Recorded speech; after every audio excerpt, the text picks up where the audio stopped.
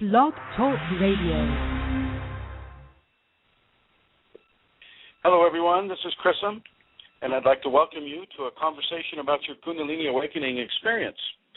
In this conversation, you may have heard reference to the safeties in some of the previous conversations that we've had, and today I would like to talk with you about the safeties and maybe have a conversation about that with you.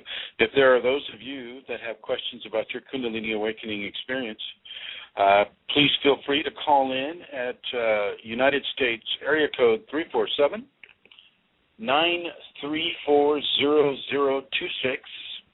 So that's 347-934-0026.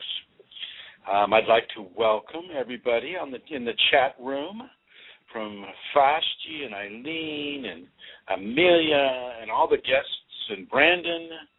Hello, everyone, and welcome to this broadcast of your Kundalini awakening experience, or at least a subject related to it. First, I would like to say thank you to Amelia Santara and her family in the country of Ireland and the kingdom of Kerry within that country. I'd like to thank you, Amelia, for supporting this show and supporting the information being given into the population. So thank you very much to you, to your husband, and to your children, and everybody connected with Santara. So thank you. I would like to thank Glenn Ola for the design of the website that hopefully a few of you will be accessing during this conversation.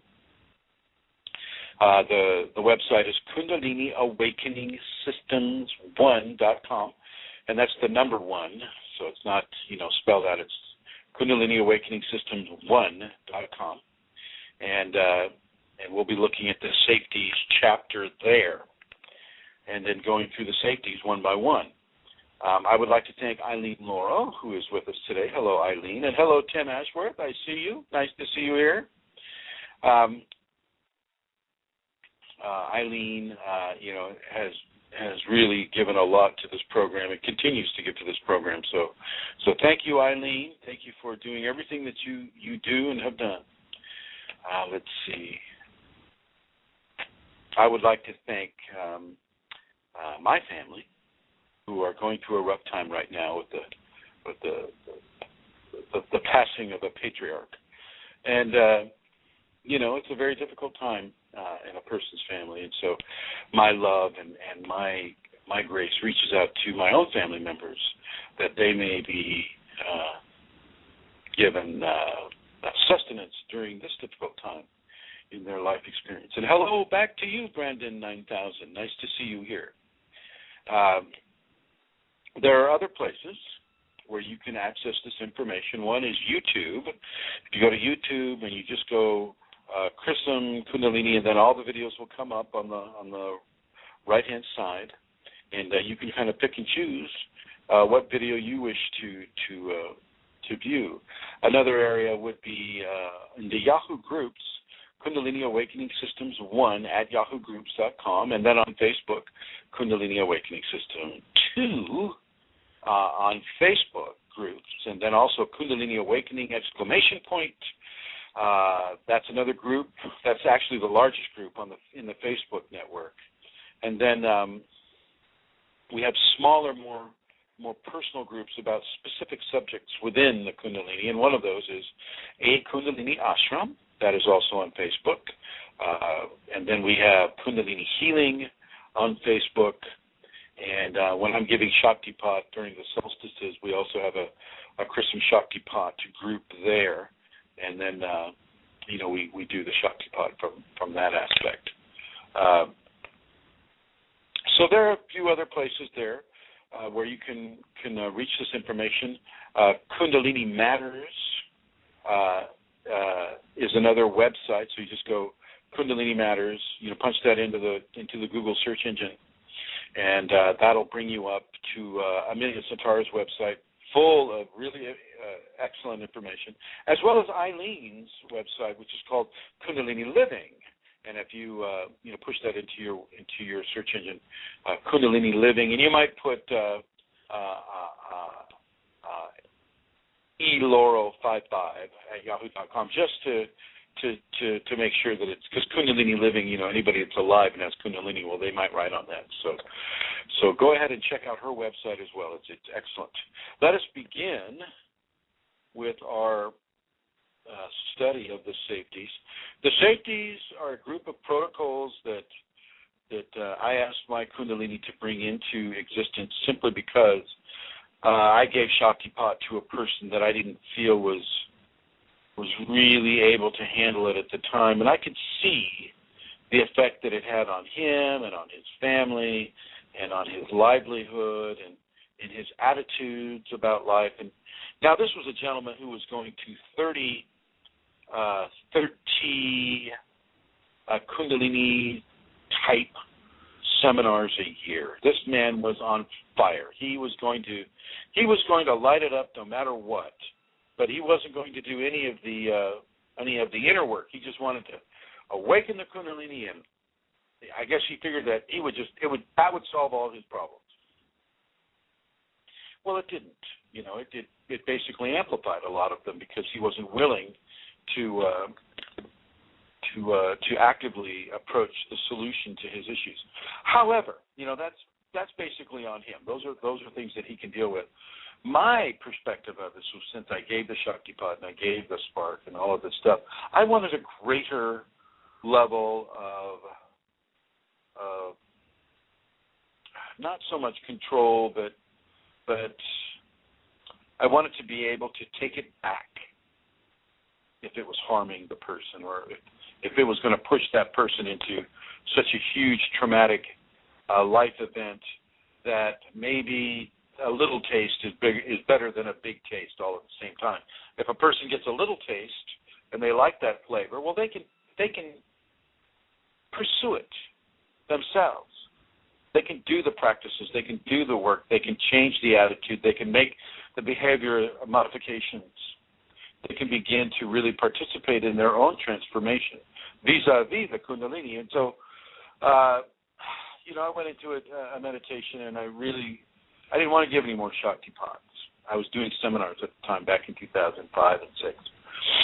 And I asked for a set of protocols that could be given that would allow people to explore the Kundalini within a better environment than just throwing energy at them.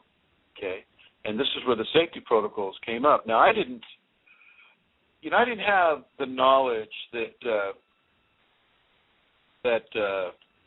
certainly not the breadth of knowledge that the actual Kundalini consciousness itself has. I mean, it shares certain things with me because 2/3 of what I am is Kundalini, and 1/3, me, the person you're hearing right now, is the recipient of the Kundalini. And so there are a lot of things that are shared, but not all things are shared, because not all things are able to be digested in a 5-sense physical world refinement classroom. So there are just as there are gases and light spectrums that we don't see and in many ways we don't understand. The same thing with the Kundalini. As you go outside of the physical 5-sense human spectrum of analysis, of observation, of experience, you're going to have certain aspects of those qualities that are going to cause you to have expectation or judgment about whatever it is that you're observing. Okay, and with Kundalini, it's going to, you'll be kind of forced to step right outside of those expectations. What I noticed that the Kundalini did, because I researched it after writing the safeties, is it basically took this happened before I was inside of the information that all cultures in this world that have human beings in them have Kundalini involved in them. Okay, and so basically the Kundalini was telling me that one, that all cultures have this, number one, and number two, that that because all cultures have it, over the thousands and thousands and millions of years, all cultures have learned certain techniques that allow the Kundalini to be raised and nurtured within the individual rather than having it raised and then resisted. And these nurturing protocols are what have been written down in the Safeties.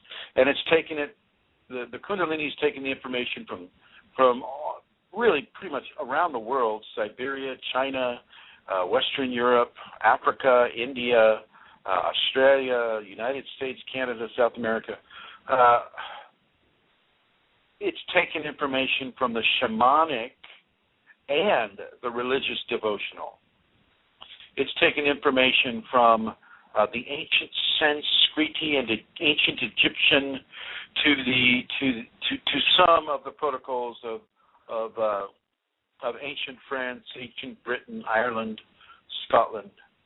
It's taken specific techniques from those areas that allow us to flourish within the Kundalini instead of suffer so hard. Sometimes we must suffer. Absolutely. Sometimes we must suffer. I'm not saying that it's going to take away all suffering. I'm going to say that it's going to make things a lot, shall we say, more engaging, better, more interesting, less fearful. If I'm here to do anything, it's to take a lot of the fear out of the Kundalini. Kundalini syndrome is basically fear being allowed to control the psychology of a Kundalini awakening person. And this is not what I want. Eileen, I see that you are on the chat group there. Eileen, can you write something about the sound quality? Is everybody able to hear me well enough? Can I get some feedback on that? Or maybe somebody can call in at 347-934-0026. And I will put you on the air. And, you know, I've had so many interesting technical challenges with BlogTalk Radio that I want to make sure at every show that things are coming through. And I want to apologize to you who are listening right now and to you who are listening in the archives for some of the other difficult areas of the show. Brandon, thank you. Thank you for that feedback. Brandon 9000 says, I can hear you perfectly clear. Wow, that's great. That's great. Thank you. Thank you for that feedback. And Eileen, I see that you're typing, and let's see. Eileen, I can hear you, but it seems to go soft, then louder. Maybe stay close to the mic, not too close. Yeah, well, I'm not going to eat this cell phone mic. All right. If you go to Kundalini Awakening Systems 1, you're going to have to go there. That's KUNDALIANIAWAKENINGSYSTEMS, the number 1, and then .com. And so go there, and then the fifth option down on the left-hand side, you'll see a little selector button there called the Safeties. And that'll take you right to where I'm beginning to work right now. Okay, Safeties are really in many ways a godsend. I wish I'd have had them when I was starting out with this. Okay, and I'm going to go ahead and begin with this. And if you are in process with Kundalini, or you intend to be in process with the Kundalini, which accounts for some of you. Some of you know that you want to have Kundalini, but you hear so much negativity about it, you hear so much fear about it, that you're quite sensibly going, well, what's the best way to go about this? And so here you are. I will suggest that in my opinion and in my experience, the Safeties are the best option for Kundalini awakening that is being given anywhere. There's two things that's going on with them. It was written by the Kundalini itself through the person that the Kundalini has selected to teach this information. Okay. Everything that I ask people to do within the Safeties, I have done myself as a practice. That has lasted for years. Okay. So this is something that I am fairly understanding of. Thank you, Pastor Jane.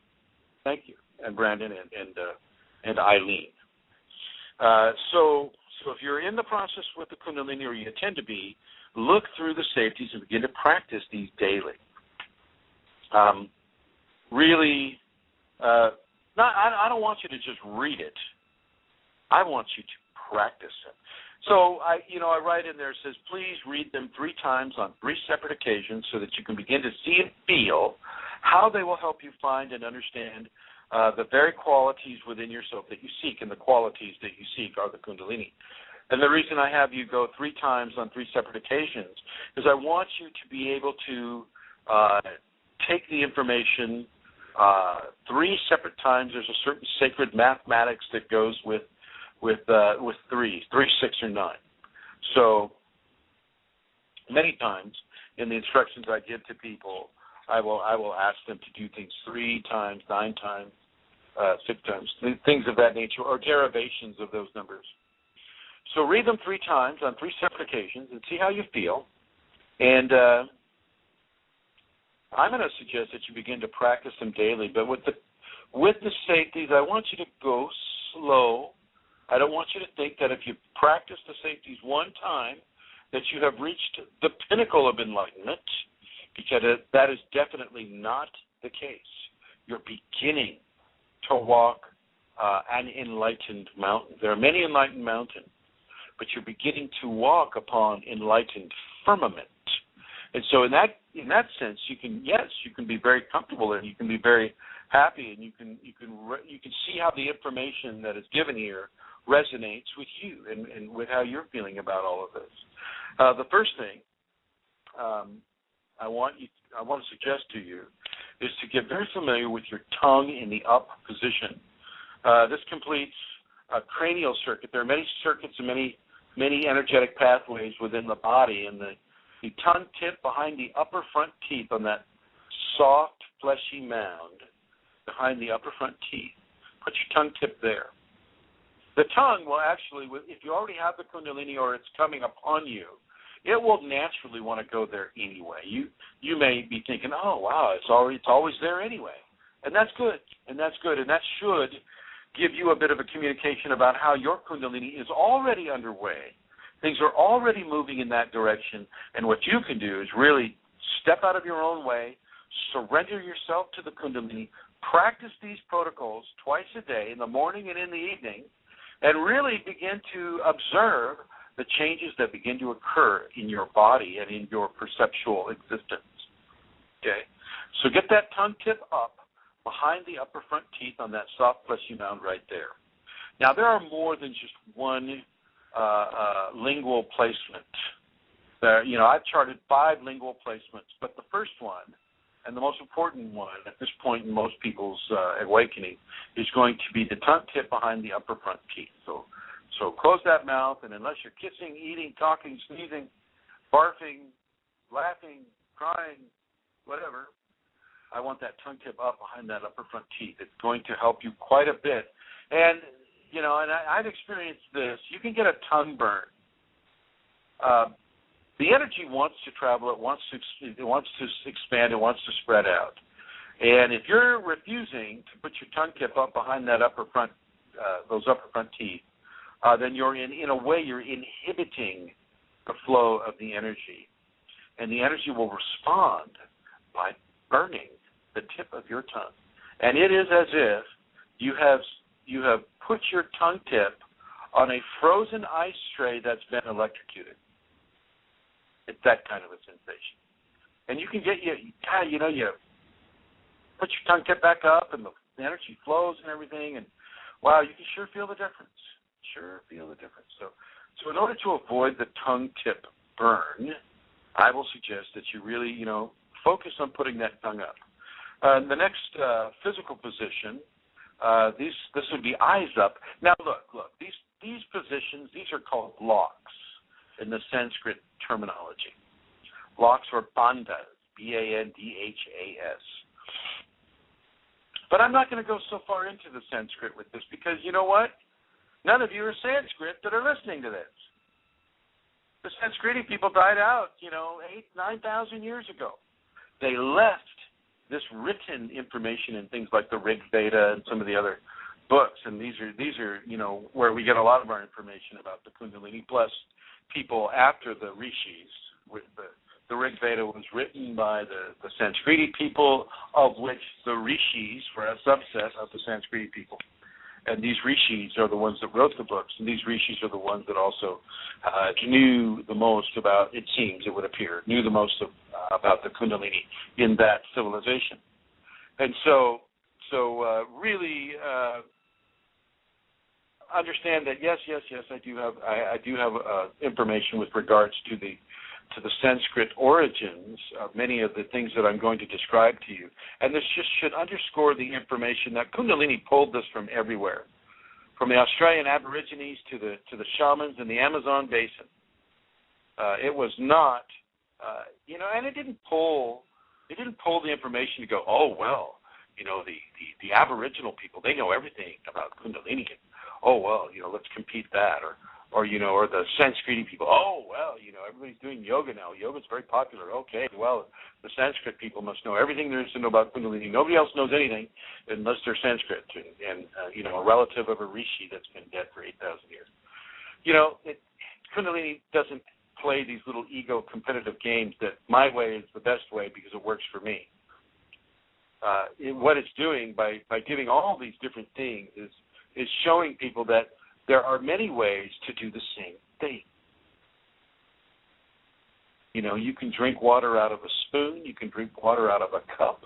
You can drink water out of a river just by burying your head in the river and starting to drink. I know you city folks who have never done that kind of cringe at that thought, but I have done that, and it's quite nice, actually. But anyway, make sure it's clean water. The second position, or lock, or bandha, is the eyes up position. And this is where, if you look at any of the Hindu people that have the red dot on their forehead, okay, the bindu, that is where it is assumed that the third eye is. Okay. What I want you to do with the eyes up position is I want you to look with both eyes straight up to your eyebrows, and then just with a hint of, just a very, very subtle hint of bringing both eyes towards the upper bridge of the nose. Okay, so you're slightly cross-eyed with it, but very, very slightly. The most important thing is to get those eyes up looking at your eyebrows. Okay, this has the ability to blend with the first and second chakra. A little trinity is created there, and that trinity is stimulative to the magnetic pull that some of the upper chakras have on the lower chakras, and specifically with regards to the Kundalini, it can begin to pull the Kundalini up the spinal column, the eyes up position. And so you'll see a lot of different religions where the eyes are up, slightly closed, maybe not all the way closed, but certainly up, and you might look at that and go, oh, okay, maybe they're working with the Kunalini. In the area here on the website, I put fingers in position for the next topic, and you'll notice that I'm putting everything in English. I want everything in English. I want people to understand this. I'm not trying to go, oh, look at Chrism. He can say things in Sanskrit. Yee, wow, he must be really smart. I don't really care about, making this sound PhD-like or medically terminated or terminology. I want this to be plain and simple. And I would suggest that for any of you that are going to explain your journey, your Kundalini journey, that you keep it plain and simple, because it's already way too fantastic for most people to hear. Okay, and so you don't put the fire out with gasoline, right? So in the next lock, we go to fingers in position, and you can make it FIP if you want. This is the thumb tip and the fingertip of each hand pressed together with the tips, not the pad, but the tips, with the other finger spread out wide. This is called the Gyan Mudra. For those of you that are following some of the more Sanskrit, yoga-based, Hindu-based terminologies, this is called Gyan Mudra. And so those positions are what I have written down here on the website. I'm going to add a couple of other bandhas for you, and that I don't have written down here, just so that you can see how special the BlogTalk radio show is. We'll compete the website there. The next one that I'm going to suggest for you is your chin to your chest. Now, I'm not talking about the skin of your chin to the skin of your chest. I'm not talking about that. I'm talking about if you're just looking straight ahead normally, you bring your head down about 1.5 to 2 inches. And that means your chin goes towards your chest about 2 inches from your normal neck position or chin position. And what this does is this is giving a slight stretch to the spinal cord within the spinal column. And it's also augmenting all the muscle groups that support Kundalini activation within the body. It's putting them in that special position of awaiting activation or awakening. And let's be clear about this a little bit. So as we rest with our tongue up, our eyes up, and our fingers in the Gyan Mudra or in position. And what I just said, there are groups of muscles that collaborate harmoniously, synchronistically, with levels of Kundalini energy that are released up the spine. And so these muscles will begin to do things automatically upon your body, and it'll feel fairly weird to you because you won't recognize these muscle groups at all. And even if you knew of them, which most of you do not, even if you knew of them, you wouldn't know all of these muscle collaborations that are being developed by the Kundalini for your own specific awakening equation. Okay, so the muscle groups, like different notes in a symphony, will come together in syncopated excitation. And this syncopated excitation can form into kriyas, kriyas being automatic, spontaneous physical movements produced by Kundalini energy in the body. These muscle groups can go into kriyas. They can also go into locks, like the tongue up. That's a good example of the body just taking over. If all of a sudden you find yourself with the tongue tip to the upper front teeth all the time, behind the upper front teeth, well, you know that your body Kundalini is taking over. And just say thank you to it. Give it some positive reinforcement there, because it knows what it's doing more than your ego knows what it's doing.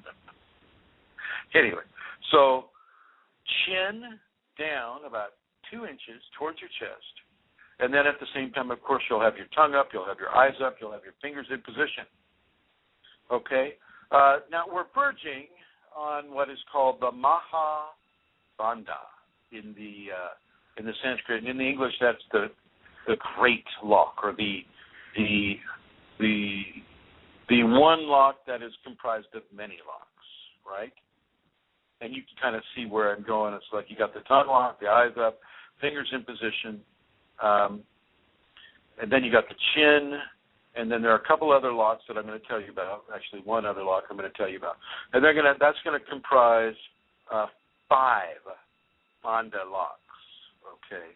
And these locks are going to contribute, once again, to the Kundalini flowing into your spine. Now, the Kundalini doesn't have any problem flowing anywhere in your body that it wants, but there are issues that are both karmic and both current within a human expression that needs to be refined in order for Kundalini not to amplify the wrong things. We don't amplify our ego with Kundalini if we can help it. We don't amplify our competition. We don't amplify our violence. We don't amplify our negativity or hurtful, thoughts or comments or activity. We only amplify with Kundalini the most positive, the most sacred, the most loving areas of the human equation. And the deal is, I'm not saying, ignore all your negativity. No. And, that's not going to happen anyway. Okay? I'm going to say work with your negativity, turn that negativity into a positivity, and let's make this distinction when we're talking about darkness or negativity or things of that nature. When a seed is in the soil, it is dark. That darkness is not evil. That darkness is not lacking morals or ethics.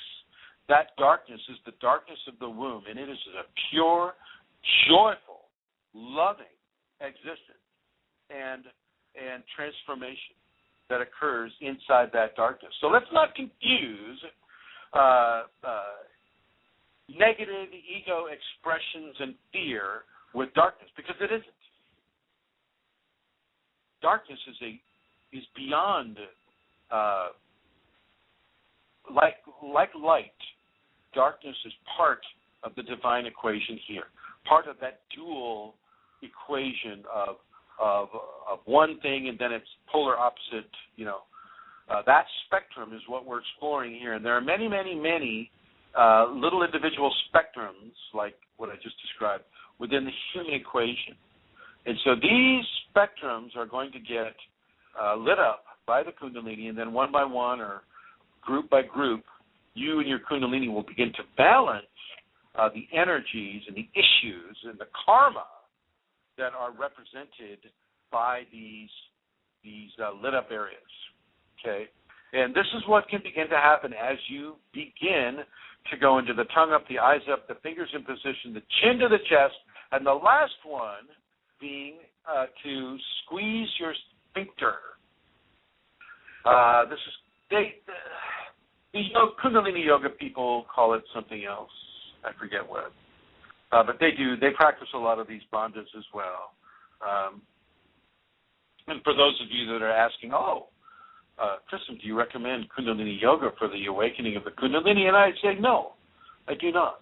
I do not recommend that one yoga for that. I'll recommend any yoga for that. But I will recommend the safety protocols, what we're talking about now, first and foremost, out of all of them, because this is written by the Kundalini for the Kundalini in you and in the people that I was going to continuously meet in seminars, the general public. That would be you. Okay. The special sacred portion, and I have to say it's a very small portion or percentage of the general public who is ready to hear information about Kundalini. Okay. To even hear the word, to know the word. Okay, so eyes up, tongue up, fingers in position, chin to your chest, sphincters tightened, and then just breathe normally through your nose, and then tighten all your muscles, and then relax, and then tighten and relax, and then tighten and relax, and then try as best you can to add these locks into your meditation position, both when you're lying in bed at night and then if you're sitting in a chair, like I used to meditate quite a bit, sitting upright in a chair with my rear end scooted to the edge of the chair so that my spine did not necessarily need to conform to the curvature of the chair I was sitting in, but rather to the curvature that the Kundalini was implicating within my spine so that it could go natural. You'll find that you might have, if you're not used to meditating these ways, you might get a little sore at first. Believe me, it goes away quickly. Moving out of the locks or the positions, let's go straight into water. As the Kundalini rises, it will stimulate and activate the kidneys and the adrenal glands. The adrenals and the kidneys can become really hot, and it really does. It is that way. It feels hot. Oh, my God, you're sweating. You're sweating in an ice storm. I don't know if I used to live in Yosemite. That's kind of burning right now, as a matter of fact. But don't worry about Yosemite. They get fires there all the time. It is a natural part of that deal, that Sierra scenario. Water, you need to stay hydrated because you'll feel so hot. You'll feel thirsty all the time, and I want you to hydrate yourself with stuff like coconut milk or coconut water, watermelon, just straight water. But your electrolytes are being eaten up or ravaged at an extreme rate with the Kundalini, so I need you to keep your electrolytic balance happening. And so you'll notice that some of the sports teams and sports figures over the years have used, you see them pouring Gatorade over their head at the end of games and whatnot. Well, Gatorade is an electrolytic dispenser. It gives you fluidic electrolytes. And if you can't get anything else, then I'm going to suggest have a glass of Gatorade every day. I don't like all the dyes in it. I don't like the artificial sugar. I don't like the wood resins and all the different stupid, silly stuff that they put into it. But I also appreciate what it does for the Kundalini awakened person. Now, if you can get the same thing better, by far better, in coconut milk or watermelon. So go for it. Now, there's another drink out there called vitamin water, which is another electrolytic dispenser, and it's probably better than Gatorade. So you can get these. I travel a lot, right? So I also travel. It's not always flying in a plane. I drive a lot. I like to drive. It's one of my things. I get a lot of meditation done when I'm driving, not eyes closed meditation, but with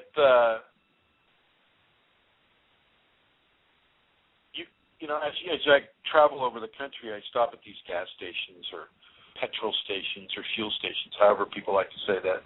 And I notice you can get the vitamin water, you can get the Gatorade off the shelf in the United States at these dispensaries, these locations.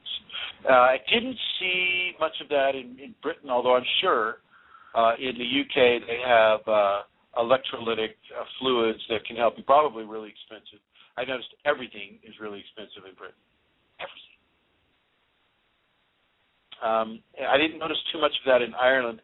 Maybe Amelia can write in and she can give me a heads up on some of the offerings that a person can have. I don't know how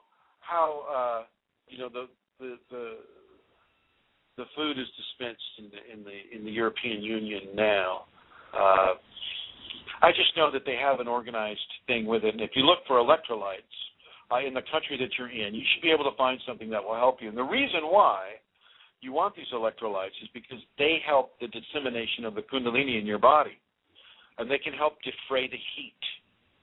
They can help turn that heat down a little bit. It can be quite surprising and quite irritating at times, and sometimes you'll get a heat rash from it, which will last 2 or 3 days, and then it'll go away on its own. Don't worry about it.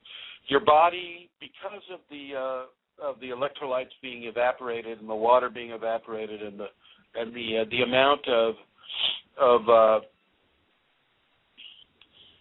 change that the Kundalini is giving into the body, it's very, very, very important to keep yourself hydrated. There's levels of change there that are going on that are hot and heavy.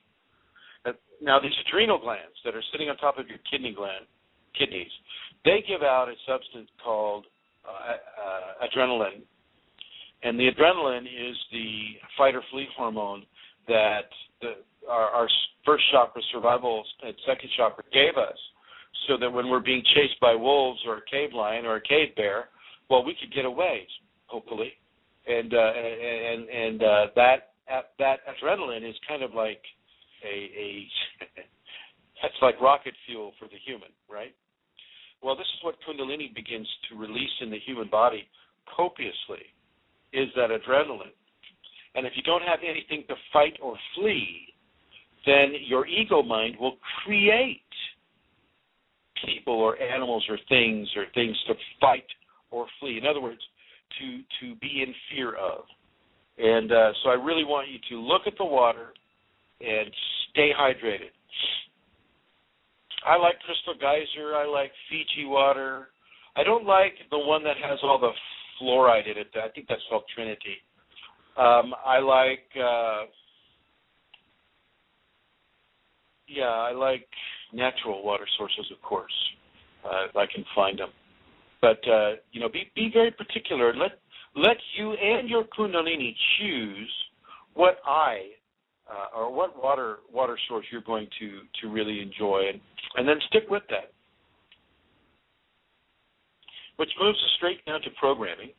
And programming means TV, movies, books, music, friends, family, church, internet, water cooler talk,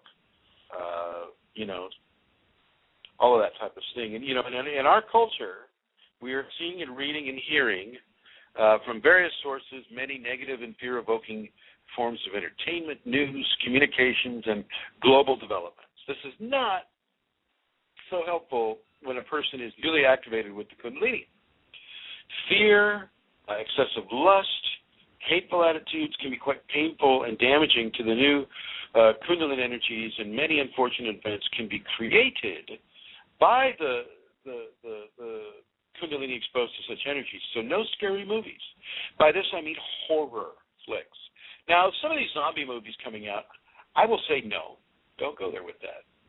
But some of you are just going to go anyway, and I want you to make the real distinction that a lot of these zombie movies have a level of comedic relief within them, so utilize those as much as you can. I would say generally stay away from horror movies or movies that cause you to be afraid of a thing or a person, especially those movies that don't have a positive resolution. Okay, so if the movie doesn't have a positive resolution, then I don't want you to listen to it, because would you show that movie to a 2-year-old? And if you haven't had the Kundalini yet, are you not as innocent into the dual universe as a 2-year-old is innocent to the universe that it's born into? Well, yes, you are. You are that innocent, and I'd just as soon not have you become the lead player in a horror movie that's being played over and over and over through your mind, because your ego, is attached to the fear that it provides. So try not to see those types of TV shows or movies or read those types of books. Music that is hurtful to other people or basically suggesting a hateful attitude or a hurtful attitude towards yourself or men or women or kids or the environment. Once again, I will suggest, no, you don't need this. You do not need this. You have moved beyond this music. And then we listen to our friends. Our friends, they form our opinions in many ways in subjects that we don't understand, that they might understand, but we listen to them. Well, as a friend, I'm going to say, don't accept the parameters that people who do not have Kundalini, people who do not have Kundalini, advise you to do. They may mean well, they may have read a few books, they may have gone to a few websites, but they don't have it themselves, and they do not know. And they certainly do not know how to help you. You need to go to somebody who has had it or is having it and is continuing to have it. Okay? So watch this programming. Watch what your family says. Oh, my gosh, honey, why is our little child, Chrism, there on the floor moving in all those spastic ways? Is he having a seizure? Well, I don't know, honey. He seems to be having a good time. He's got a smile on his face. He's not saying too much. Do you want to call an ambulance? Okay. This is a fairly common experience that people will have when they're going through their Kundalini equation. Your family will not understand, and it will scare them, and for their love for you and their wish to help you and to assist you, they will call 911, and they will come over with a padded ambulance and a nice, beautiful, crisp, white straitjacket to put you in, and a very nice, bleachy-smelling padded room for you to rest in as they evaluate what kind of really strong tranquilizers they're going to pump into your veins. And so you really need to, if your family can't have this, they can't understand this, then anything they tell you about this is not going to help you with Kundalini. And it may just possibly hurt you. So you don't listen to them and you don't tell them about it, because they don't understand, and what they don't understand, they're going to have fear of. And then they will try to help you because of their fear. And so, they're wonderful, loving people, don't get me wrong, and they're not going out of their way to try to hurt you, unless, of course, they are. So really, really, really don't share this with people in your family who you are sure will not understand. And this goes with your church. Kundalini can feel like it's a separate entity inside your spine. moving your tailbone side to side, up and down, moving your spine, moving your hips, moving your legs, your arms, your neck, your eyes, making you have a voice, like an animal. I mean, it's all different kinds of things that the Kundalini brings a person to and through. And, if you go to your church and say, oh, Reverend, Most High Reverend, very right, whatever, we'll call him Jones. Reverend Jones, yeah, I've been feeling like I have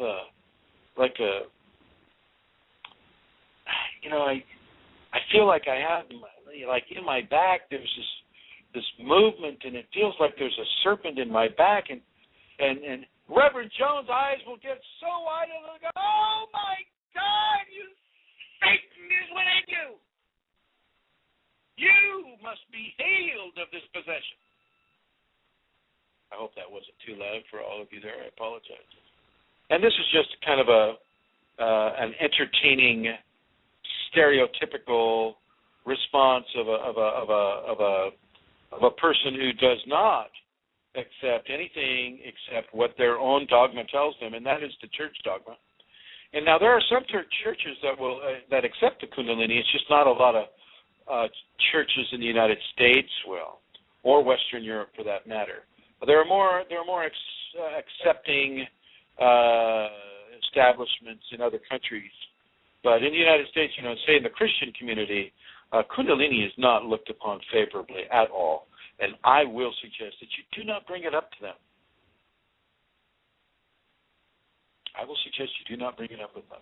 When I advertise for a Kundalini seminar, awakening seminar, I have to really research an area, like here in Santa Rosa, where there's a church almost on every corner, and you have people that are marching around. If they don't agree with you, they will get a sign. They will paint terrible things about you, say terrible things about you, and then they will march around where you're going to put on that event. And,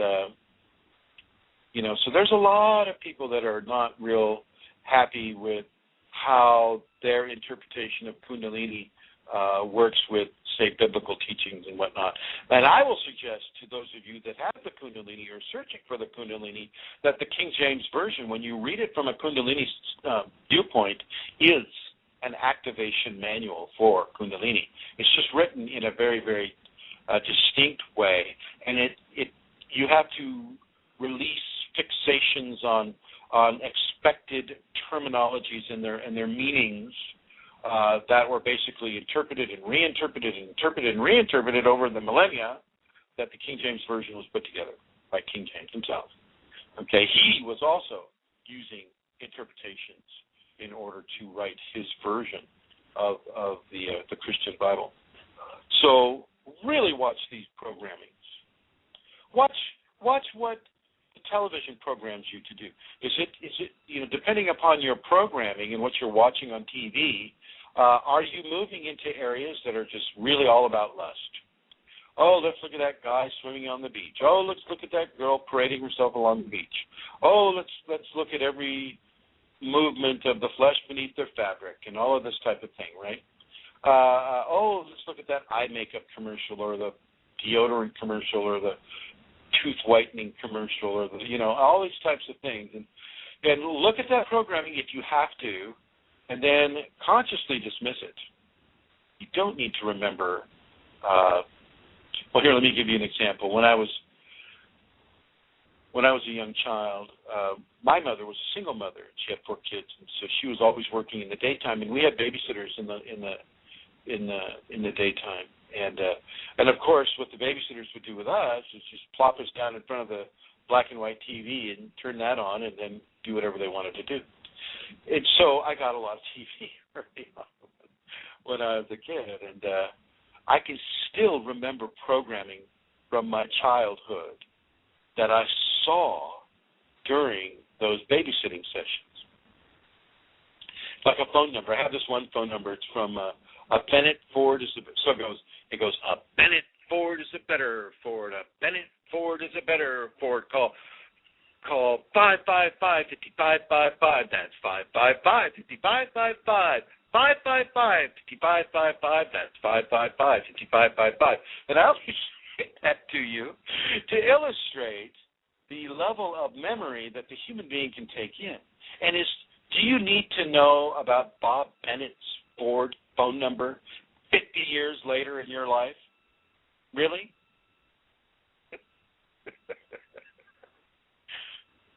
Yeah. So I'm going to suggest that you don't.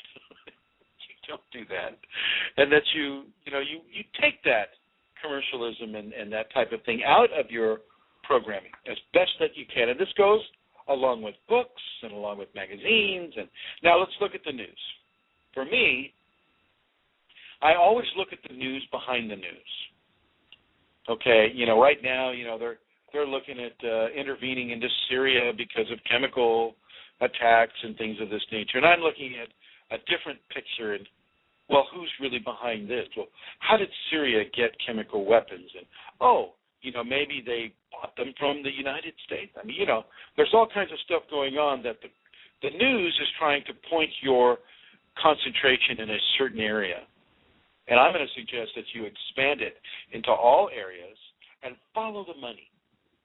Follow the money, follow the clues that give you information about what is really going on and why. What nation is doing this and why? How is it being motivated to do what it's doing and why? That type of a thing. And so you can still watch the news, but you need to expand your level of understanding into the idea that the news that you're hearing isn't necessarily the news that's going on. The news that you're hearing is an editor's opinion of what he thinks you want to hear based upon what is going on and based upon what his network producers and the network owners want to put out there. And that goes the same with the newspaper and the editors. It goes the same with the, web content. You have to look through it all. Okay, so do your best to bring love and peace and forgiveness into your daily and nightly life and in your discernment of your society and what is happening around you. And I know this sounds difficult, but it's not.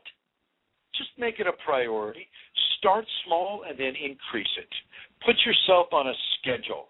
Give yourself 2 weeks for one little area to get really good at, and then expand that area and give yourself 2 weeks with the expanded area. Okay, and so on and so forth. Really do it. This is setting the best pattern for the Kundalini to follow in its transformation of your life. And it is about transforming your life. Moving on down to safeties, we look at the food choices, and I've discussed some of this already in different conversations.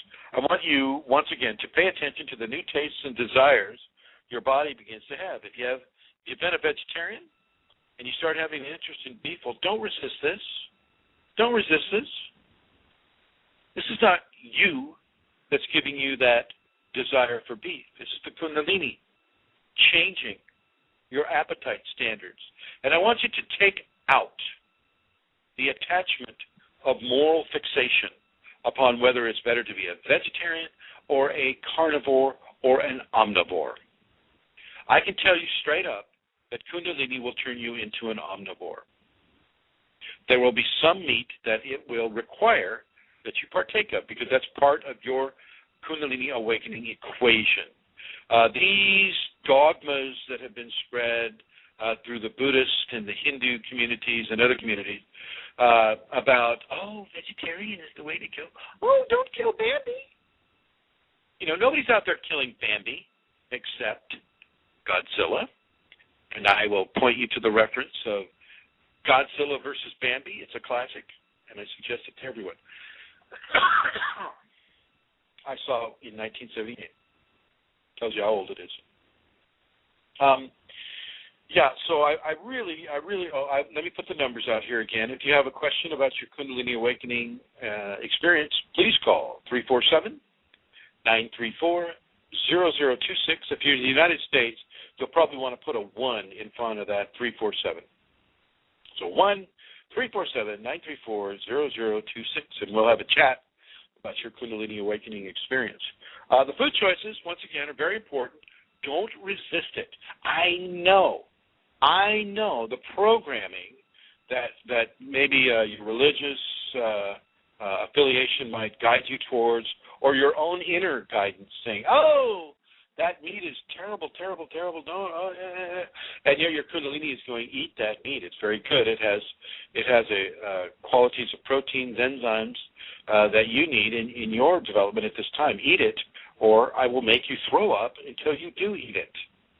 And I'm not kidding about that, by the way. Kundalini can make you barf for a long, long, long time. It can. If you resist it, it can turn around pretty quick and begin to correct its Kundalini child. Think of a 2-year-old wanting to put their hand on a hot stove and what that 2-year-old's mother would do. Okay? It's the same thing with the Kundalini. She's your mom. She knows that you're a Kundalini child, and some of you are still embryonic in that stage, and some of you are quite along. And so based upon where you are within your process will determine how the divine feminine mothers you and nurtures you in your education towards the greater enlightenment. And one of those educations is to don't resist Kundalini food choices. Eat them and be grateful that they are there for you to eat and that you've received guidance to eat that. Okay? So really, really, really do this. And if you're a carnivore and you know all you eat is meat, and all of a sudden all you're being given is veggies, you know your grocery cart's always being steered towards the fresh fruit, fresh vegetable aisle. Take the clue.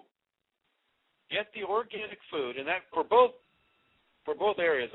I want you to eat the cleanest food possible, and that means not chemical beef or chemical bird or chemical plant.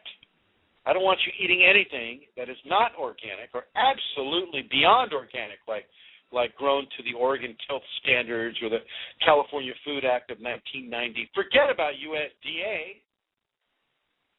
The only thing USDA did to the organic market was to water down the cleanliness rules. That's all they did, so that commercial farmers wouldn't have to clean up their act and restore their land to a natural, diverse, non-fertilized or non-chemically saturated condition. So the USDA, USDA, oh please. But California Food Act 1990 or Oregon Tilth Standards, that's TILTH, if you can find it. As I travel across the United States, I'm not seeing a whole lot of avenues for people to buy organic, like Publix Market, Safeway. You know, they'll have this little organic section, but it looks like, you know, a bunch of camels have stomped on it, peed, defecated on it, and then moved on. And they're putting a little sale, organic veggies. They've tried to make it look so bad that anybody in their right mind would look at that and go, oh, gosh, I think I'll go over to the chemical veggies and the chemical fruits and all the pesticides and herbicides that brings into your system. So watch for that grocery store programming. Realize that they will do those things because they've got contracts with those farmers, and those contracts need to be honored. And, you know, if people aren't buying what the grocery store is contracted to that farmer to sell, well, then everybody's going to lose money. We can't have that.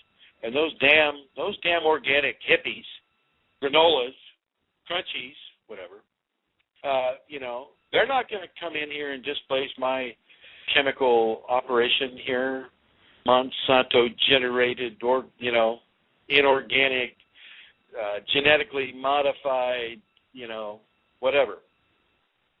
So I'm going to say really, really clean up your food. Clean up your water, clean up your food. Force yourself. Force yourself. Because your ego is going to resist that. Which moves us into forgiveness. I'm not saying that you should hate chemical farmers. They're only doing what they've been allowed to do and what they've kind of been raised expecting to do. And so it's not them, really. It's the governing bodies that are allowing certain things to happen that really shouldn't happen for the benefit of the inner ecosystem and the outer ecosystem.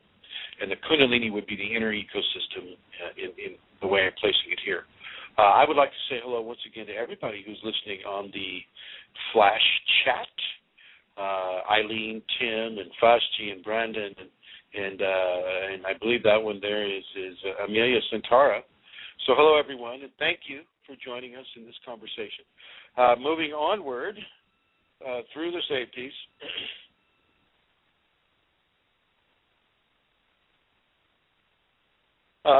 Really clean up your food. Okay, number one. So let's move into forgiveness. Forgiveness is huge. Forgiveness is something that has to be practiced all the time. And what I'm hearing is like, well, Chrism, I forgave everybody in my life last night, and I don't feel very different right now. I still, my arms are moving on their own, and I'm seeing visions of snakes and giant spiders and sparkly lights, and I think I saw Buddha on the ceiling. Yeah, I don't think it's working for me, guy. I don't think this forgiveness stuff's really. You have to forgive all the time.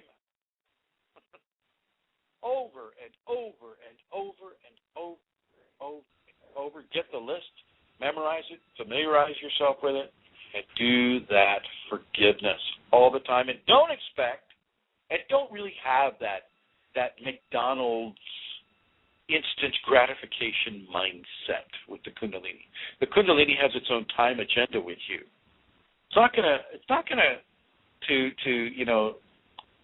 sit with your time schedule unless, and in some way, it augments Kundalini's own agenda with you. Okay, so really, really, really begin to put that, and I'll just say right now, put together 15 people that you need to forgive, and make sure yourself is one of those people. We're the best culprit. So put yourself on that list, and then daily or nightly or both, go through that list and forgive them. Forgive them and forgive yourself with whatever interaction with them that you had that caused whatever happened to happen. Really, really, really, really do this. This begins to loosen the bonds of emotional and attitudinal restriction upon a person. Okay, whether this covers all the issues of grief and guilt and loss and abandonment and fear, and these can and do manifest within the context of the Kundalini as pain. Okay. And these issues of revenge and grudges, these become attachments for energies and entities that feed off of those conditions. So let me give you an example. You have a grudge against a person's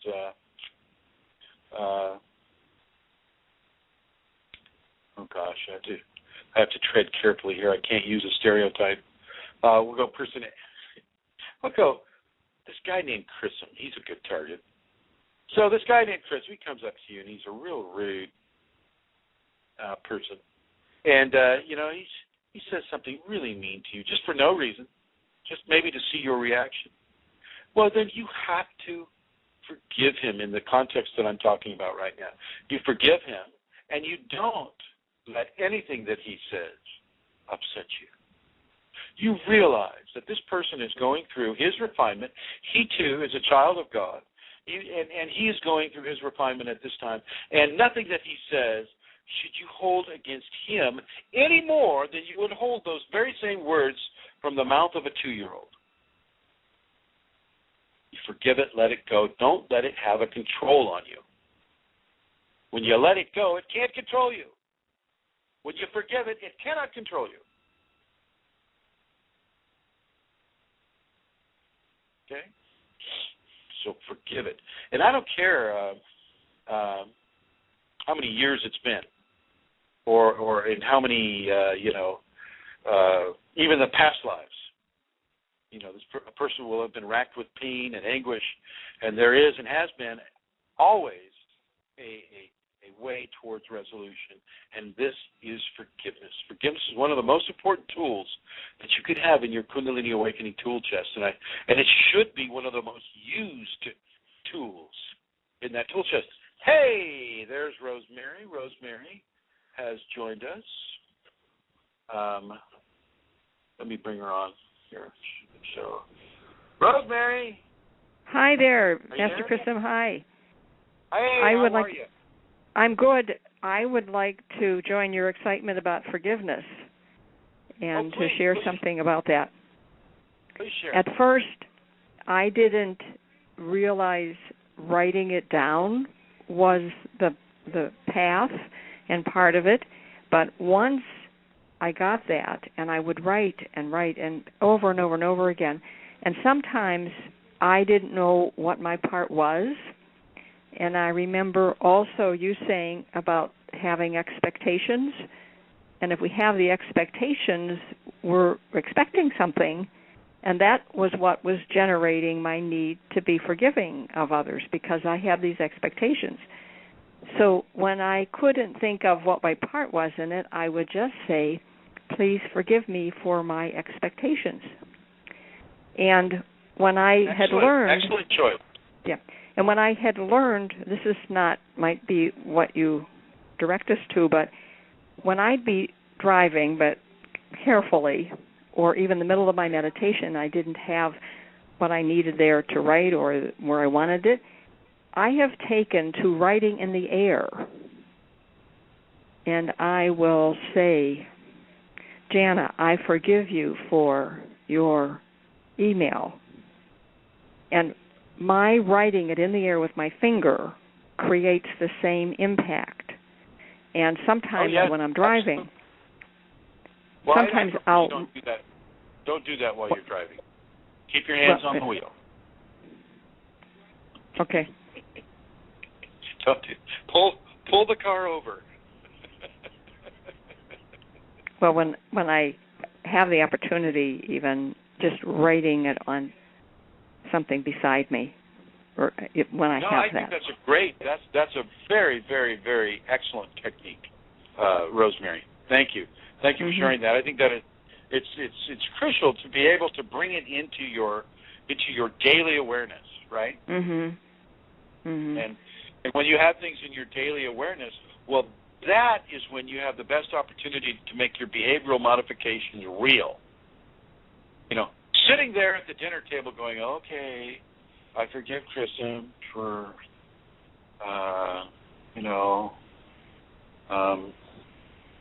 not taking his shoes off before he came into the house. I forgive him.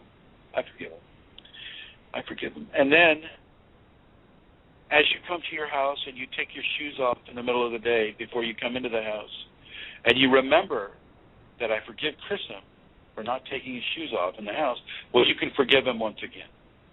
You can kind of tie your forgiveness to the activity of what it is you're forgiving in another person. You know what I'm saying? I'd not thought of that before. Observed that, at least. Yeah, well, is there anything else that you'd like to say to the thousands of millions of people that are listening right now? No, but it's nice to know that everyone's there. Yep, I couldn't agree more. And thank you, my dear. Yes, I will put you back on for your listening mode, and thank you for your excellent suggestion. Here we go. Okay, yeah, so what she said is absolutely correct. Look, you want to resolve these difficulties. And after many years or a lifetime of experience, it's often difficult and seemingly impossible to find resolution. And so the first thing I must suggest is you need to develop the intent to have that resolution occur. And then to follow that intention with action. And in this case, as Rosemary was saying, even you can just use your finger as an air pen and write it in the air. Chrism, I forgive you for being such an idiot. Okay? And that goes for anybody, even beyond Chrism. So just use your forgiveness tool as much as you possibly can. And then here's another recapitulation or another forgiveness tool. Here's the deal. It's just like when you realize that we're all here on this physical plane to learn and to come into direct contact with others who have qualities that are different from our own, forgiveness gives us a platform for tolerance, which is another divine aspect of love. In the context of the Kundalini energies, this is a very important practice that must be done daily and with the most sincere and heartfelt expression. It lays the foundation for most, if not all, of the special gifts and skills that come with an awakening. Recapitulate all peoples who have done harm to you. Recapitulate means basically you write their name down on a piece of paper, write their name, what they did to you, and that you forgive them. Okay? Think back upon your life for experiences, and for the moment, pick out the highlights of hurts that have been inflicted upon you and by you. Now, consciously forgive them and yourself. And there may still be karmic repercussions, but this will go a long way towards ameliorating them. So practice this recapitulation daily. And new remembrances will come to mind, getting in line for the forgiveness. This requires an honest acknowledgement of activity from both the receiving and of the inflicting aspects of our experiences with others. So honesty towards oneself is another ingredient that must be attained in order for this to work. Regardless of where the blame is, forgiveness must be reached for and given. And it's not a small task, but it is an essential task. And as the forgiveness encounters the heavy vibrational construct of the emotional blockage, and that's what it is. An emotional blockage is this heavy vibrational matrix of guilt and fear and pain and anger and revenge and grudges, and hurt, and it just kind of sits there in the way of the Kundalini, and as the forgiveness encounters that heavy vibrational construct, divine love, which is represented by forgiveness, will seep into the matrix, causing, in many cases, an emotional outburst of release and a relief of the burden that's been occurring. And the blockage is relieved, and the Kundalini continues its invigoration throughout the body. So for optimal results, this must be done daily and constantly throughout your conscious periods. For example, someone cuts you off on the freeway, forgive them as quickly as you can. You know how fast you condemn them, but try to forgive them as fast or as quickly as you condemn them. Do this immediately, and it will begin to smooth your condemnations to the point where you'll be happy to let them in and wish them well upon their way. There is far more positivity in this world if we only choose to express it. As I was saying earlier at the beginning of the show about the whole darkness thing, the seed is not evil. The darkness that envelops the seed is not evil. The only thing that's evil is the person's ego. And the only thing that can really do the evil, malevolent things that the prisons are full of people doing is the ego. And if you allow the ego to run rampant through your Kundalini experience, you just may end up in that prison too. Okay, ego attracts entities that feed off the fruits of ego: fear, competitiveness, lack of self-worth, over self-worth. I mean, all the real negatives of the hurtful human condition. That's where the evil is. The evil is in the hearts of humanity. It isn't in the dirt or the soil. So it isn't in every dark place. Okay? The coloration of a thing does not denote its ethical value. The coloration of a certain person, animal, thing does not denote the ethical aspects of that person or creation. Lack of light does not indicate evil. Abundance of light does not indicate love. You have to choose love. You have to choose how you wish to express. That's part of the human evolution process. You choose. You get to choose how you want to be. And you also get to choose to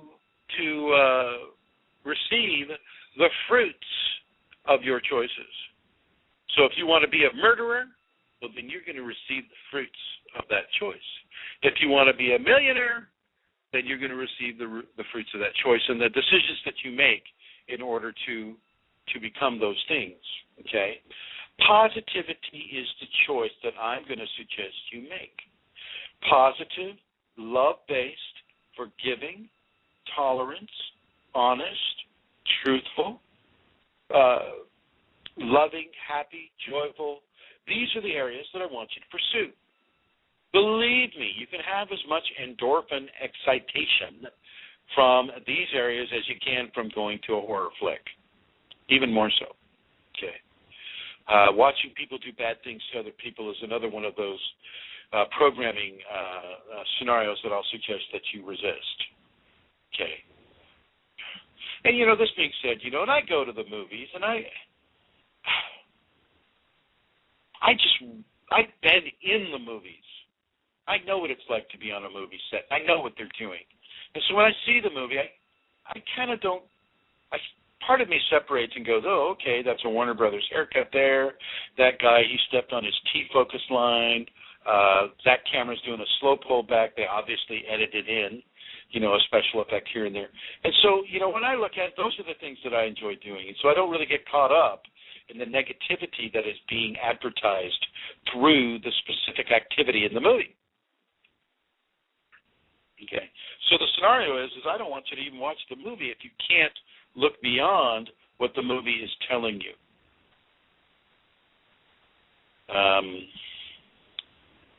And a lot of the movies will have a mixed, they'll have a mixed signal that they're giving out, and that's okay. Just take the positives. Take the positives and release the negativity. And I will suggest that you stop referring to evilness as darkness, because it isn't. It isn't. It's the ego that becomes rotted. And in that rotten expression is where evil is allowed to flourish, which moves us right into inner joy. So, when you experience a situation in which you find yourself in very unfamiliar territory, the first impulse is to go into fear. And I want you to begin to cultivate a memory of when you have been joyous. I don't care what it was. Well, I do care what it was. It needs to be something that was positive, joyful, positivity. Your first child is born, or your spouse to be agreed to marry you, or whatever brought you some really wonderful, beautiful, joyful experiences. I want you to remember that. I want you to remember winning a jackpot at the casino. I want you to remember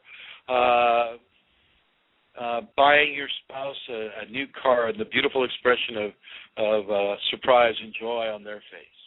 I want you to remember your most positive Christmas experience, or Ramadan experience, or any kind of an experience that allows you to celebrate your life and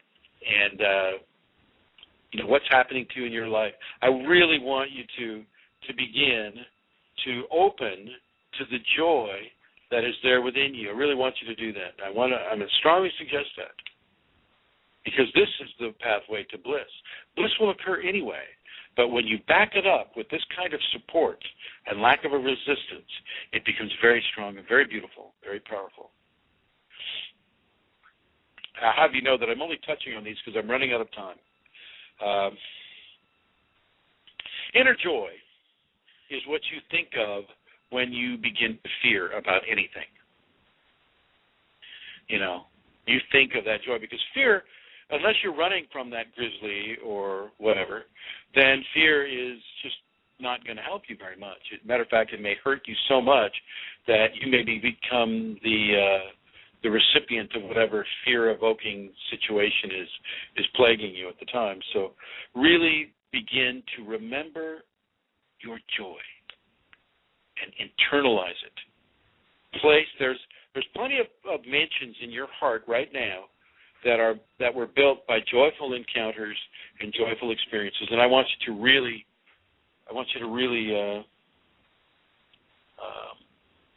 focus on that. Can everybody still hear me, Eileen, or Brandon, or Fashti? Is it still coming through okay? I'm afraid I may have had my finger over the microphone thing there. So if you can write me and let me know again, and I appreciate your feedback with that. This moves us into levels of trust. Trust the process that is happening to you. Know and understand that God is watching everything. Spirit is watching everything. You are safe in the arms of the divinity as long as you practice the love and forgiveness that are part of what we teach. If you stray into areas of negativity, willfully and with malice aforethought, well then that is something you may receive. If this is, let's see, yes, sounds good. Thank you, Eileen, thank you. Trust is huge. It is in your best interests as part of the Kundalini agenda to have the Kundalini, or you would not have been allowed to activate or even to know about this. So really, trust your Kundalini. I'm not saying trust Chrism. Thank you, Pashti. Thank you. I'm not saying trust Chrism. I'm not saying trust KAS. I'm not saying trust Amelia or Eileen or Pashti or Brandon or anybody, or Tim Ashworth. I'm not saying trust them. I'm saying you trust your Kundalini. But make sure it is your Kundalini. Okay? And then let's move into honesty. As you feel the energy work its way within you, be honest about yourself, with yourself, about what is happening. Watch out for denial. We always want to be innocent. Oh, I didn't do that. Or it wasn't my fault. Okay? Watch out for denial. If you start falling into denial, you can miss information that Kundalini is trying to impart to you. So be aware of how you are honestly feeling. Watch yourself closely without becoming too obsessed over it. When you feel sensations of a presence or an object traveling inside your spine, do not chalk it up to, a sore back or that last tennis match or the tight clothing or the yoga class or, whatever. Unless, of course, it is from that. But be clear and honest and see if it fits the descriptions of what you have learned here about what Kundalini does and what it is and how it affects the body. Which brings us into love and to actively love what is happening. Express this love by being actively forgiving and interested in being of service to others. Not in a slavish way or a demeaning way, but in a confident and strength-based, loving way. Help that kid or senior citizen or fellow mortal without endangering yourself, preferably. This allows the Kundalini to activate your systems much cleaner, more quickly. I know this doesn't sound like it should be because it doesn't sound as linear as we like it, but actions of love beget actions of love. And Kundalini loves love. It will follow love. It will follow love before it will follow hate in a big way, which is really, if you start looking at that as an evolutionary signal to you, follow love. Don't try to fight fire with fire. Don't summon demons so that you can force them to do good things because their karma is to be punished by doing good things because they represent bad things. Like a Brahmin and the mage, he would do that. And there's some folks these days that, they feel that they're very, very powerful people and that they want to just use the magic of the golden, or what are Aleister Crowley's group, I forget what they call that, the Golden Dawn, I think. Don't go into magic with this. You don't need magic. Divinity is far beyond magic. Magic is for the ego. Magic is for trying to control others. Even if you're nice, you're still controlling them. And many times against their wishes. And yes, I know magic is a tool, and it's, all of these things can be just put in a toolkit, but until you've got your ego in control, stay away from anything that can poison the pool, shall we say. Get your ego in control first before you start using magic. And don't think that magic has all the answers. Magic is just a screwdriver, and a screwdriver is not going to help you when you need a hacksaw. Okay? Just to put it, a toolman perspective. As you feel the energy working its way within you, be honest with yourself about what is happening. Watch out for your denial. Okay? When you feel sensations or a presence of an object moving inside your spine, don't chalk it up to a sore back or any of that. Be clear and honest and see if it fits the descriptions of what you've learned here. Okay? And then begin to actively love what is happening. Express this act of love by being actively forgiving and tolerant and interested in being of service to others, not in, as I said, not as in a slavish way, but in a confident and strength-based, loving way. You change that frequency. Okay, you turn it around. Helping others is a sign of strength. It's not a sign of weakness. Love causes the energy to move rapidly, and as you practice this quality, you will find the negativity just doesn't seem to come your way as much, and then almost never. And this is what I was referring to. Service to others or for others is an essential practice. It is an essential practice for the Kundalini of this lineage. This lineage is what I'm teaching. Others who have activated without these teachings have and are suffering terribly, and my heart goes out to them, but they will learn, in their good or their bad time, they will learn that what you are learning right now, that this is one of the best safeties you can practice, because as I mentioned before, you are being observed, really. And those who are observing will not allow you, who are now part of their lineage, to be harmed for the practice of love. Karma is a different story. If you have to be harmed to balance the karma, well, then that will occur as well. Just a moment. There we are. Okay, so practice love. Actively practice love. Okay. As you practice, communications and assurances from your Kundalini will be given by the Kundalini to help you on your path, even if it's given to you from a person like me. You have to remember, for those of you that have the Kundalini, Vashti, Eileen, Amelia,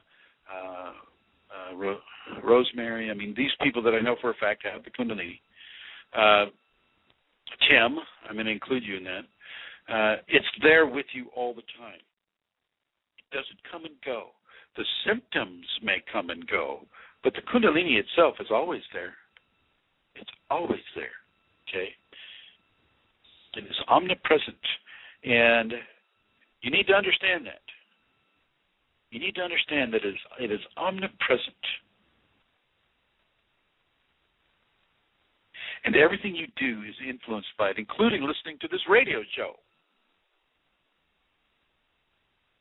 What pulled you to listen to Kundalini Awakening Systems? What pulled you to hear this BlogTalk 2-hour radio thing? Didn't you have better things you could have done with your time?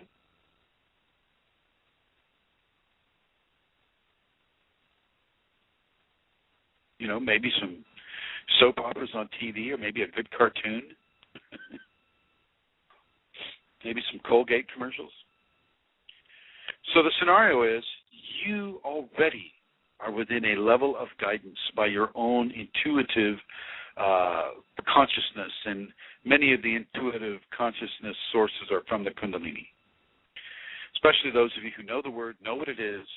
That information has an effect on you. It has a physiological effect upon your body, just knowing the word Kundalini. Just that much begins an activation sequence. So know that and understand that. Be grateful for the ideas and thoughts and wisdoms that begin to flow into your mind, sometimes like a flood. Gratitude. Be grateful for the Kundalini as it is bringing you to a new and greater understanding of the all that is. Be grateful to your family and friends and perfect strangers for what they bring to your life and the opportunities that come your way. Say to yourself, in your mind, at heart, that you are grateful for these gifts, and even greater ones will come your way. This is the nature of the path you are walking. Diligence and integrity are richly rewarded. Which moves us to prayer. Devotion, which is prayer is an action of devotion. Devotion is one of the strongest agreements and love affairs that one can have with the divinity that we know of as Kundalini. Devotion is very, very powerful and very, very strong, and it leads people into beautiful areas of interaction with the Kundalini. And so I will say, yes, pray to the Kundalini. And this can be one of the more difficult safeties to practice, especially if you were not raised in an environment respectful of embracing prayer, like myself. We didn't practice religiosity at all. My mother sent me to church so that I could learn some manners about how to be in church during the holidays. So I had to sit in that pew and watch the people come up and do their thing and sing and stand and sit, sing, stand, sit, all the different things that they have you do in church. And so I just kind of waited for it to end. But now with Kundalini, and I know what praying is like, and I know that divinity is real, and I know that God is real, and I have this expression within me, and it's always there. I want you to communicate with that expression within you, and prayer is a perfect way to communicate with the Kundalini. So you just say, my God, Kundalini. Repeat that after me. My God, Kundalini. And then Kundalini, because it's represented in every religion, Kundalini knows that you know. And it knows what you know. And it will know that you're coming into this from a devotional aspect, and it will honor that. You get a lot of response when you do the devotions. Let's see, I'll read to you what I wrote here. There are many misconceptions about prayer, and I won't go into those here. I will only say that it is very important and must be practiced. Christ is real. Mary is real. Yahweh, Buddha, Allah, Zeus, Sibel, to name a few. All of them are real, and yes, I know that this is a real stretch for some of you, and it was for me too. But however we feel about this culturally, this is just how it is behind the veil. I'm not saying to pray to all of them, but if you don't already have one, pick one that you like, or just pick God and pray. Pray for healing. Pray for a friend or a stranger or a family member. Pray for yourself. Pray for the Kundalini to take you where it is you want to go or to become what it is you want to become. This can be very, very, very helpful. Do not disregard this because you're unaccustomed to it. Stretch yourself and make this a part of your practice. I'm going to open the phone lines. If anybody would like to call, put a 1 in front of 347-934-0026. That's 1-347-934-0026. This takes us to movement. I would suggest you do dance, or you do Tai Chi, or yoga, or the 5 Tibetans, or any of the things that actually get you out there and move. It's very, very important that you move. Okay? These activities the ones that I just mentioned, dance, Tai Chi, 5 Tibetans, yoga, these nurture the Kundalini in your body, filling the cells and stretching the muscle. So I'm going to suggest you actively practice hands-on healing. Heal that mouse. I used to heal black widows before they told me they didn't want me to heal them. That was when I was a kid. Play or walk, but do not sit and be a couch potato. This can lead to a stagnant energy response, and you don't want that, trust me, because it's very painful. Stagnant energy can be, I'm not going to get into it, but it can hurt. So this moves us into, we just finished our movement, which is, we'll say, as soon as you finish doing your movement, like, say, the 5 Tibetans, you get to, you can add the compression prayer alternate nostril breathing technique. If you get too hot, then you can do the single nostril breathing. If you get too hot, then plug your right nostril and inhale gently through your left nostril, and that should cool you down. And then alternatively, if you're too cold, plug your left nostril, breathe in gently through your right nostril, and that should heat you up. Okay? Those are basically using the solar and the lunar channels to accentuate body temperature. And it looks like, we have versions of the safeties in Spanish, Turkish, Korean, and a French version of the safeties. And I'd like to thank Magali for the French version. I'd like to thank Bradley for the Korean version. I'd like to thank Ali for the Turkish version. And I would like to thank Emma for the Spanish version, and any of the other versions that are going to be corrected or written by those international folks out there listening. I would like to thank you in advance. I will do another show on the 5 Tibetans just so that we can do that separately, because there's certain combinations that I like to do with the 5 Tibetans that I won't have time to get into here. However, I will open up the phone lines once again, put a 1 in front of 347-934-0026. And as we move into, I'm going to skip the 5 Tibetans, but here's the practice. Every day or night or both, you do this practice. You start with the 5 Tibetans, and if you haven't done the 5 Tibetans before, you start slow with no more than 6 repetitions for each Tibetan. And then you're constantly in a practice of forgiveness and recapitulation and forgiveness of self and others. And you're in a constant state of gratitude for the good and the bad as the teachings are acquired with both. You're surrendering completely to the energy with love and joy and desire to be at one with the Kundalini as it is revealed to you. You say your prayers to the Shakti, or you pray to the Kundalini. And then, of course, we have the compression prayer and alternate nostril breathing, which I will take up with you when we do the 5 Tibetans program. And then meditate. I want you to meditate, and I will take that up in the next program as well. And so the next show will be the Safeties Part 2, and I may add a few more things that I wanted to add that I haven't been able to add to this, like grounding. I want you to know how important grounding is to the safeties. So anyway, the phone lines are open, 1-347-934-0026, and it looks like I'm going to go ahead, as I'm not receiving a call, I'm going to go ahead and end this episode. I would like to thank you all for listening here live, all the guests and Vashti and Eileen and Brandon and everybody. I would like to thank all of you for listening in the future on the archives. So nice to feel the readings being done in the future. And our next show will be the Safeties Part 2.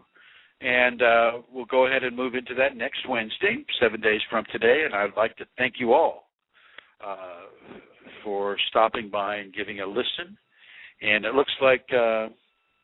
Eileen, you're typing something. Oh, you're welcome. You're welcome, Eileen. Thank you. Thank you for your kindness. And everyone, thank you for your kindness and listening. Bye-bye.